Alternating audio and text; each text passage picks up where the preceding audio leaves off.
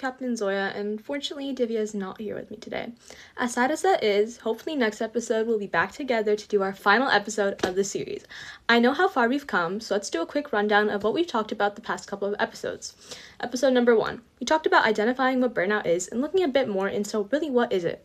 Episode number 2, understanding what causes it, looking at those external and internal factors that lead burnout to arise. And number 3, the episode that Divya did, normalizing the fact that burnout isn't a personal failure. It can happen to anyone.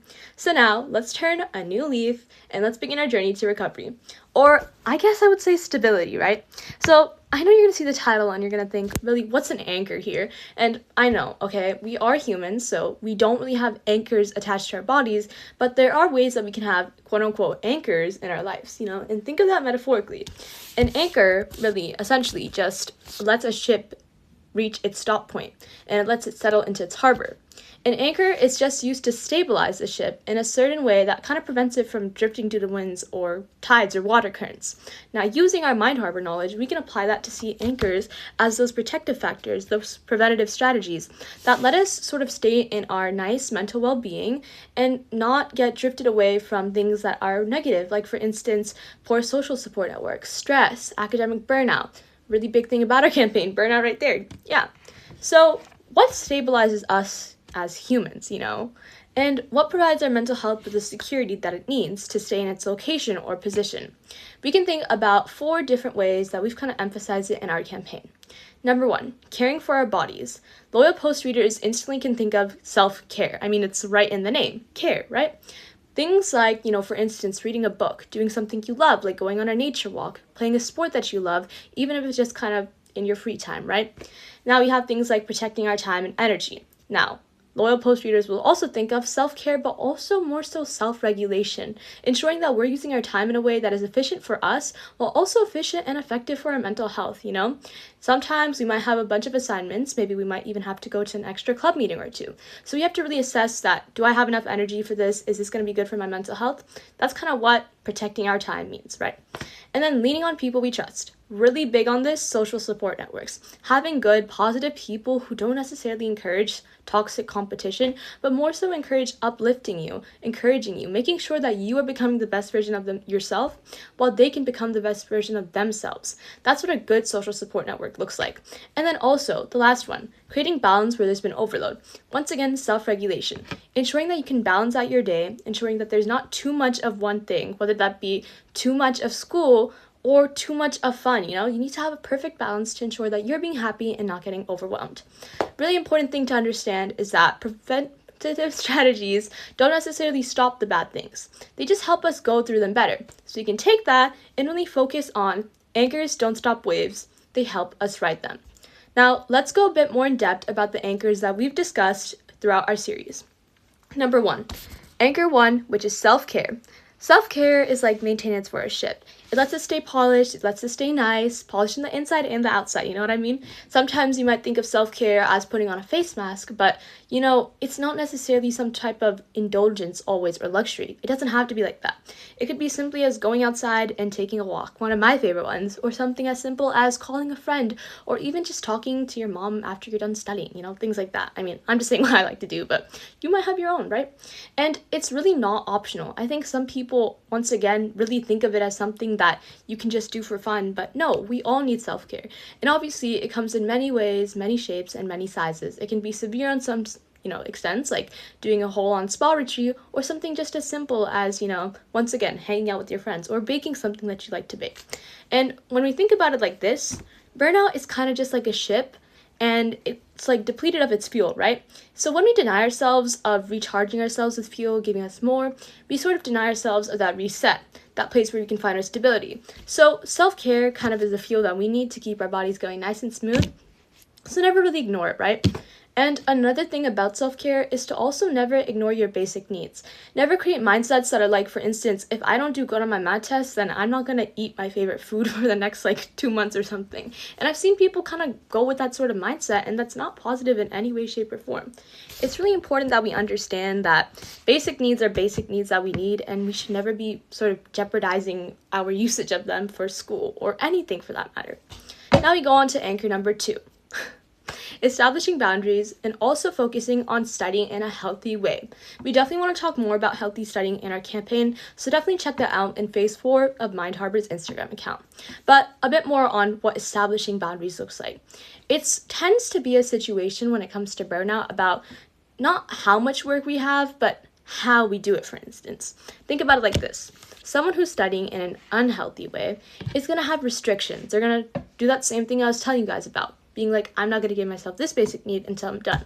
They have toxic thoughts or motivation, They're thinking that I have to do good on this test so I can do better than this person. If I do bad on this test, then I'm just going to become poor for the rest of my life. That's 100% toxic. That is not providing us with the positivity that we need. It's not ensuring that we can adequately complete our work. Now we have kind of the last one when we're thinking about unhealthy studying, overworking yourself. Doing too much work in one day is not needed at all. You don't need to do the next 2 weeks of homework all in one day. You don't need to stay up until 2 a.m. to complete all of it. It's okay to take breaks when you need to, so just remember that. And then we can think about healthy studying in a way like this. Having time constraints for yourself. Maybe using things like the Pomodoro timer, where you have specific times where you can just take a minute, chill, maybe go on your phone, message someone, do what you want, right? But also still prioritizing efficiency and making sure that you're getting your work done. And yeah, we are kind of limited in the amount of tips that we can give you right now, given the time constraint of this podcast. But a few things that I would say are just some general things. You can study in focused blocks instead of endless hours. As opposed to 10 hours of just focused studying, maybe try 5 hours with breaks in between, and then focus on getting that other 5 hours through the next week. Then we have taking breaks without guilt. Never ever feel guilty or feel like you're being unproductive just because you're taking a simple break.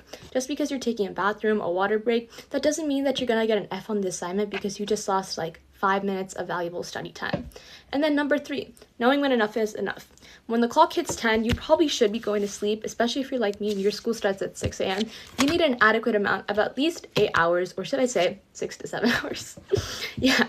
But also, the last thing that I would say about this is allowing rest to be part of productivity.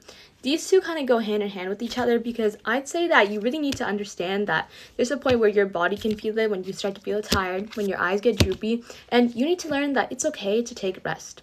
Get some Z's in, or maybe take a short nap. Do something like that, that just lets you rest. You could even sit down and not do anything. Just sort of observe the room around you and take that break and really be mindful about yourself at that time.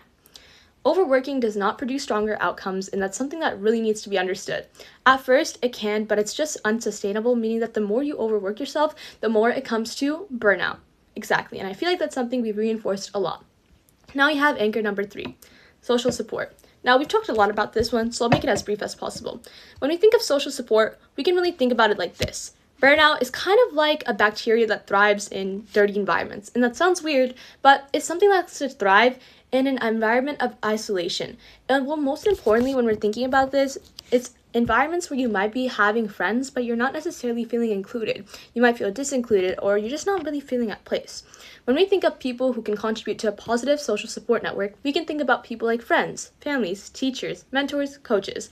Really any sort of individual who just is reliant, who's trustworthy, that's who you're looking for. It can be a super powerful protective factor. Now, think about it like this. What if I went up to my friend and I was like, I'm super locked in on my homework. I'm practically spending 3 hours on it per day, on top of my 2 hours worth of Spanish, physics, and English homework. That could be a handful, but having someone there to listen to you, to reassure you, like someone like a friend, that would really help, wouldn't it, right?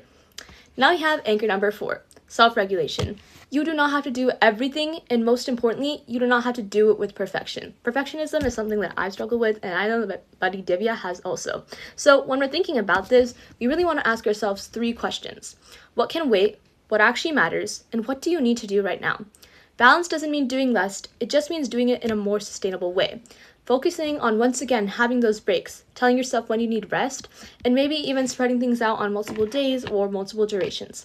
That all will really ensure that you can regulate how much effort you're putting into each item and ensure that you're able to succeed in everything, even if you're not always being perfect. And once again, it really matters at the end of the day about putting your effort and not just being perfect. And I know, as an ex-perfectionist, how that feels sometimes. So yeah, I think that kind of concludes everything we've talked about. I really want to stress that anchoring is never a sign of failure. It's honestly a sign of success. Being able to admit that you need help or you just need a sense of rest for a minute, that is a mental success of being able to identify your stopping point and hitting rest at your harbor. And with that, I'll conclude and say thank you so much for watching this episode, and stay tuned for episode number 5. Now let's go on to the skit.